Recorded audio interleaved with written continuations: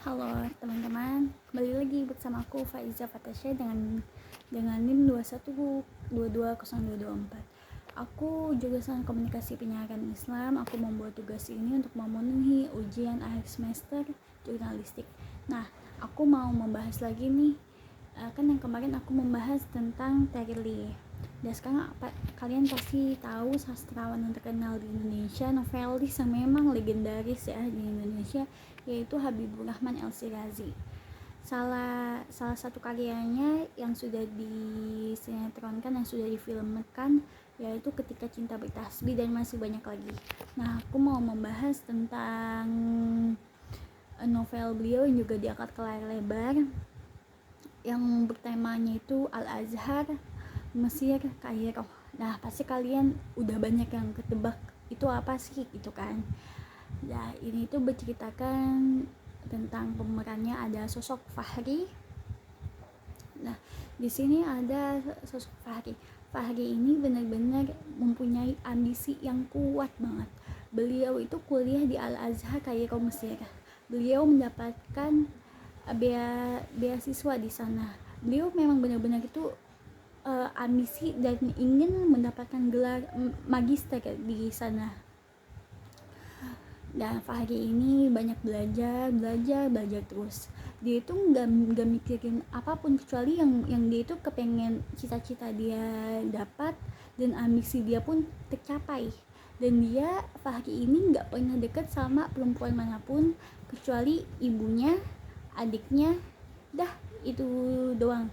Sisanya mungkin teman-teman perempuan si Fahri ini cuman kayak say hello doang ke si Fahrinya, kayak nggak pernah deket banget ke si Fahrinya. Dan terus si nah terus si Fahri ini itu dia itu ada di, dulu itu kita itu sebutnya itu bukan apartemen ya, sebutnya itu flat itu modelnya kayak apartemen, tapi dia itu lebih kayak sederhana lah, yang memang uang sakunya itu ya buat anak-anak yang berkuliah pada tahun itu ya, tahun 2008an ya, pas itu ya, itu di Kairo, Mesir. Dan mungkin kebanyakan yang orang yang Indonesia yang belajar di Al-Azhar Kairo, Mesir itu juga menempat juga sama tinggalnya kayak di flat, bukan di apartemen. Nah, itu tuh kita itu sebutnya flat, yang rumah tinggal di sana ya. Dah, Fahri ini mempunyai tetangga perempuan di sana yang bernama Maria. Maria ini beragama Kristen Protestan, tapi dia mengagumi agama Islam. Dia juga mengagumi Fahri, dan ternyata rasa mengagumi si Maria ini menjalar ke rasa cinta. Nah, tapi si Maria ini nggak mengungkapkan perasaan dia ke si Fahri, karena Maria tahu mereka itu nggak bisa bersama gitu. Dan dia itu kayak cuma bisa menulis di buku diary-nya saja. Nah, terus ada juga perempuan yang bernama Nurul. Nurul ini anak seorang kiai besar di salah satu mempunyai pondok di Indonesia, dan kuliah itu sama kayak Fahri di Al-Azhar.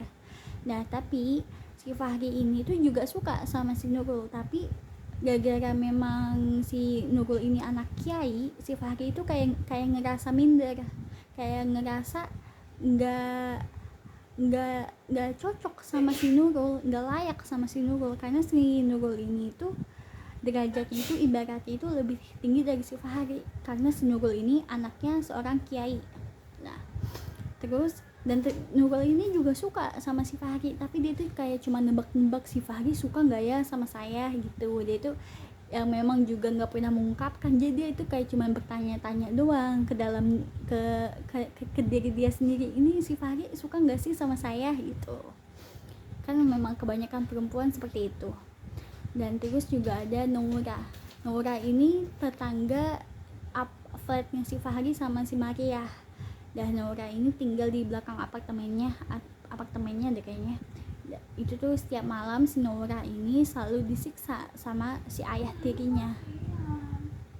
Nah, singkat cerita, itu tuh ada si Fahri itu ingin berangkat kuliah ke kampusnya. Dan beliau si Fahrinya ini ketemu sama sosok si yang bernama Aisyah. Aisyah ini dia itu bercadar, gak seperti si yang Nurul ataupun Nora yang memang tapi menggunakan kerudung tapi nggak bercadar. Tapi si Aisyah ini bercadar dia. Itu pas itu si Aisyah ini sempat ingin dilecehkan. Tapi di situ ada si Fahrinya ini membela Aisyah lah, menyelamatkan si Aisyah. Nah, akhirnya selesailah. Kayak dia itu kayak si Aisyah terima kasih ke si Fahri, sama-sama kayak mengucapkan kayak terima kasih, Fahrinya bilang sama-sama gitu. Jadi dia berkomunikasi di situ. Terus singkat cerita, ada dosennya Fahri ini ternyata itu kenal dengan keluarganya si Aisyah. Dan si Fahri ini dia tuh ternyata suka sama si Aisyah. Dan ternyata Aisyah itu memang termasuk keluarga terpandang di Mesir pada saat itu. Dan si Aisyah juga merasakan hal yang sama ke si Fahri. Dan mulu kan, dan si dosennya ini menjadi perantara antara si Fahri dengan Aisyah. Akhirnya bertemulah si Aisyah dengan si Fahri ini. Tapi si Aisyah itu tidak berani menatap si Fahri karena memang belum mahramnya. Dan pada saat itu singkat cerita, si Aisyah menerima lamaran Fahri. Menikahlah mereka berdua.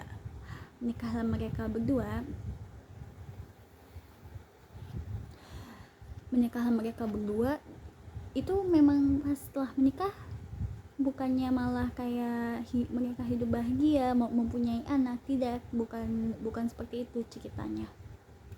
Malahan ada di situ ada Nora itu dia itu disiksa, yang tetangganya si Fahri yang tadi. Nora itu disiksa oleh ayahnya,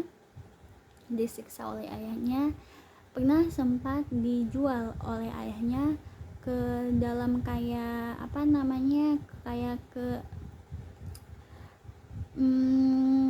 ini loh, pesta malam gitu.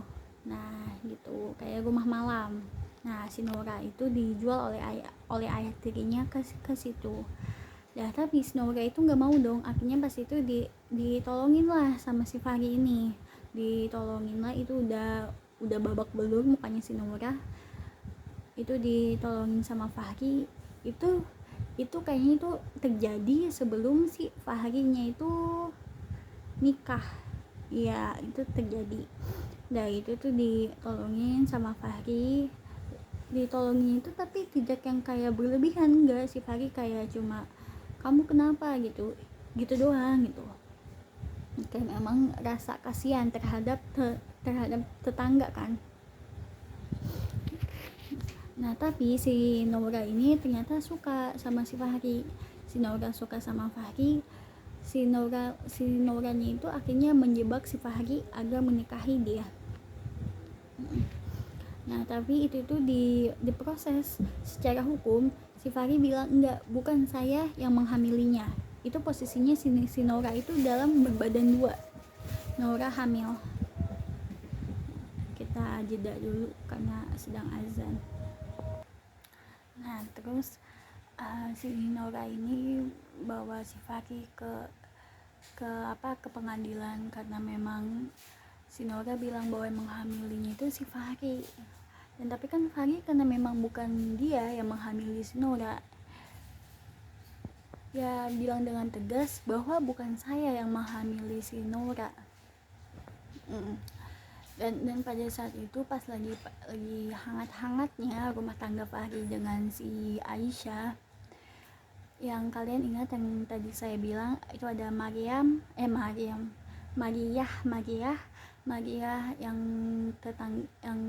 teman satu flatnya si Fahri, bukan satu kamar, tapi itu dia tuh kayak berseberangan lah pintu flatnya gitu. Nah si Maria ini sakit, dia tuh dalam keadaan koma.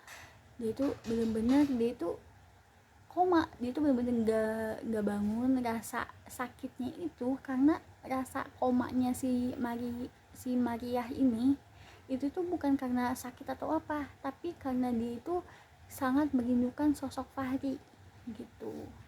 Sampai pas itu orang tuanya Fahri mendatangi Aisyah dan Fahri ke kediaman mereka, ke rumah mereka, dan bilang sebetulnya kalau Maria ini sakit, membutuhkan si Fahri. Dah itu pas itu Fahri itu udah di sel penjara. Fahri sudah dipenjarakan, dan terus si Aisyah ini datang untuk izin ke polisi. Ya kan, si Fahri itu ketemu si Maria dulu. Dah pas si Fahri datang, Maria itu benar-benar buka matanya, benar-benar melek. Dan si Maria itu minta tolong buat Fahri buat menikahinya dengan seizin si Aisyah. Singkat cerita, Fahri menjadikan Maria itu seorang mu'alaf dulu, dan siapa Mariahnya itu mengucapkan 2 kalimat syahadat, jadilah seorang muslim. Akhirnya si Maria dan si Fahri ini menikah. Setelah dari itu ternyata si Maria ini yang mempunyai kuncinya itu ada di si Maria, bahwa si Fahri ini itu tidak menghamili si Nora gitu. CCTV-nya itu ada di si Maria. Makanya si Maria ini koma, si keluarganya Nora ini seneng gitu. Dan pada saat ini sesi kayak ketuk palu, keluarga Fahri, keluarga Nora itu datang untuk tahu kabar finalnya itu bagaimana. Si Fahri tidak mengakui, tapi si bapaknya si Nora ini tuh bersikeras bahwa kamu yang menghamili anak saya gitu. Dan pada saat itu, pada saat detik-detik terakhir, si Maria ini datang untuk memberikan sanksi, untuk memberikan saksi bahwa si Fahri ini tidak bersalah. Sebenarnya yang menghamili si Nora ini adalah ayah tirinya.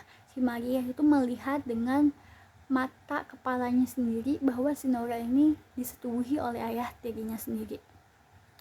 Pada saat itu si Maria langsung memberikan rekaman videonya ke Pak Hakim. Akhirnya Pak Hakim memberikan keputusan bahwa si Fahri ini tidak bersalah, dan bapaknya si Nora dan Nora itu dipenjara. Dan pada saat itu sudahlah si Fahri sudah dikeluar dari penjara, udah enak. Fahri juga masih mengurusi Maria, juga masih sakit. Pada saat hembusan nafas terakhir, ternyata si Maria ini meninggal. Maria bilang, aku senang bertemu kamu Fahri, dan bisa jadi istri kamu gitu. Aisyah, akhirnya dia pegang tangan Aisyah, terima kasih sudah pernah memberikan Fahri kepadaku walaupun cuman sesaat gitu. Kamu adalah istri yang baik Aisyah, kamu adalah istri yang soleha. Itu tuh bener-bener bener-bener nangis, bener-bener emang bestseller banget lah ceritanya sosok Habibur Rahman El-Shirazi ini.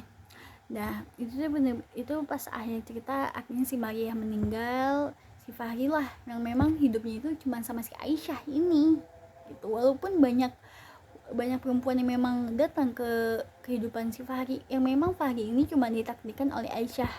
Nah, kutipan yang kita bisa ambil dari sini, kesimpulan yang bisa kita ambil dari sini, sejauh manapun jodoh kamu itu mau dijauhkan oleh orang lain, itu tuh pasti akan didekatkan oleh Allah. Misalnya kamu ada di Sabang, jodoh kamu ada di Merauke, itu pasti akan bertemu gitu dengan seizin Allah. Jadinya jangan takut dengan perihal jodoh. Jodoh itu akan datang pada waktu yang tepat gitu. Jika gitu, ya jangan takut dengan takdir kamu, karena memang takdir kita itu sudah diatur oleh Allah gitu teman-teman ceritaku.